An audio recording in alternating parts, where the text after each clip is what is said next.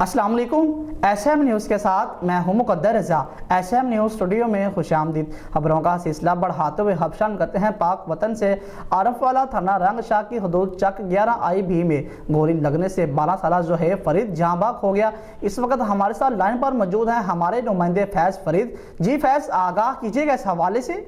जी बिल्कुल। आरवाला थाना रंगशाह के नवाई गांव 11 IB में नासिर महमूद बलोच का बेटा जोहाib फरीद घर पर पड़े पिस्टल को उठा लिया और साफ करने लगा। जोहाib फरीद को मालूम ना था कि पिस्टल में पहले से गोली मौजूद है। जोहाib फरीद ने पिस्टल की नाली चेहरे की तरफ की और पिस्टल के ट्रिगर दब जाने से गोली चल गई और गोली जोहाib फरीद के सर की दाईं तरफ लगी, जिससे जोहाib फरीद हलाक हो गया। वकूए की इतला मिलते ही पुलिस थाना रंगशाह ASI मुनसिब हमरा पुलिस नफरी क्राइम सीन यूनिट और PFSA की टीम फौरन मौके पर पहुंच गई और वकूए की तफ्तीश शुरू कर दी और डेड बॉडी को तहसील हेडक्वार्टर आरेवाला मुंतकिल कर दिया गया। जी बहुत शुक्रिया फैज़, तफसीलात से आगाह करने के लिए।